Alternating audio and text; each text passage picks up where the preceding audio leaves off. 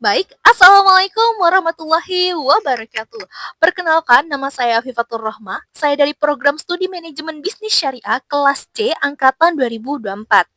Video ini dibuat untuk memenuhi tugas mata kuliah manajemen risiko yang diampu oleh Ibu Masruroh SMMM. Selamat pagi, Ibu. Nah, pada pembahasan kali ini saya akan membahas terkait identifikasi risiko, mulai dari pengertiannya, prinsipnya, prosesnya, serta teknik-tekniknya. Nah, yuk simak videonya sampai habis.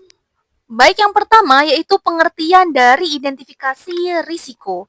Jadi teman-teman, identifikasi risiko itu adalah proses mengenali hal-hal yang mungkin terjadi yang bisa mengganggu tercapainya sebuah tujuan dalam sebuah organisasi ataupun perusahaan.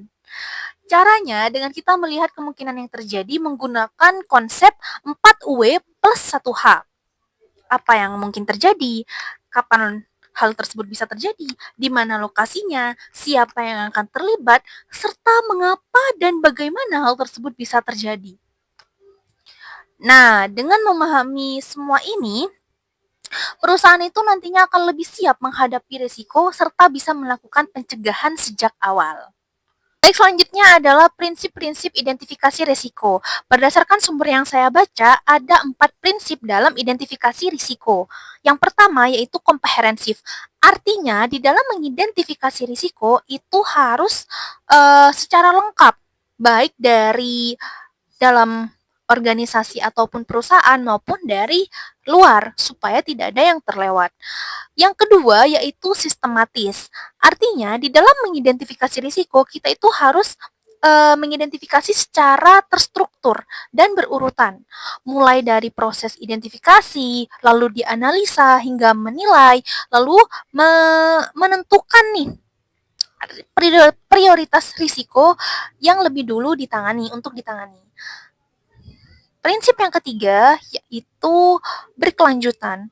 Artinya, di dalam mengidentifikasi risiko itu tidak hanya dilakukan sekali, tetapi identifikasi risiko itu harus terus dilakukan mengikuti perubahan kondisi.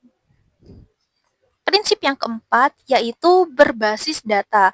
Artinya, di dalam mengidentifikasi risiko itu harus berdasarkan data yang nyata, seperti dari hasil laporan, audit, dan lain-lain. Jadi, identifikasi risiko itu bukan berdasarkan hasil perkiraan aja gitu. Next, yaitu proses identifikasi risiko. Nah, proses identifikasi risiko itu dimulai dari mengumpulkan informasi. Nah, caranya itu bisa lewat observasi, wawancara, atau melihat data yang sudah ada. Setelah itu, kita menentukan area atau aktivitas mana nih yang berpotensi menimbulkan risiko.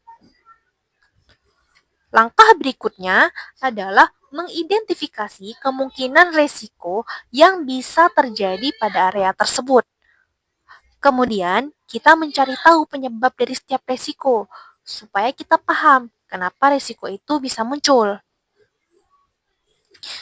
Setelah itu, kita juga perlu mengidentifikasi nih dampak yang ditimbulkan, apakah risikonya itu besar atau kecil. Nah, terakhir, semua risiko yang sudah ditemukan itu didokumentasikan ke dalam daftar risiko atau risk register supaya mudah dipantau dan dikelola. Baik, yang terakhir yaitu teknik-teknik identifikasi risiko. Di sini, dalam mengidentifikasi risiko, kita bisa pakai beberapa teknik.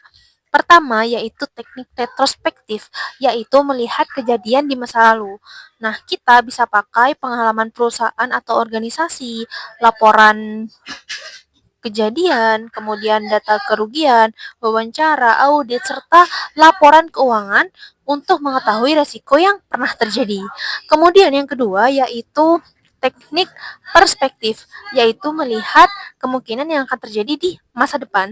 Nah, di sini kita bisa pakai analisis atau pendapat para ahli, kemudian analisis what if, dan diskusi seperti brainstorming atau focus group discussion untuk memikirkan resiko yang mungkin terjadi. Selain itu, ada juga teknik yang lain, yakni dengan melihat alur proses kerja, lalu membandingkan dengan organisasi lain, serta memikirkan resiko atau ancaman yang mungkin terjadi. Nah, jadi itulah teknik-teknik yang bisa teman-teman pakai untuk mengidentifikasi risiko. Jadi bisa melihat pengalaman yang di masa lalu ataupun memikirkan kejadian yang mungkin terjadi. Alright, pembahasannya sudah selesai. Nah, jadi begitu teman-teman, materi terkait identifikasi risiko, mulai dari pengertiannya, prinsipnya, prosesnya, serta teknik-tekniknya. Aku harap teman-teman bisa sedikit paham terkait apa yang udah aku jelasin tadi. Dan sekian dulu untuk videonya. Tapi sebelum videonya ini kututup, aku punya sebuah pantun. Jalan-jalan ke kota Batu, jangan lupa pakai sepatu. Tugas sudah kukerjakan itu. Kasih A plusnya dong, Bu.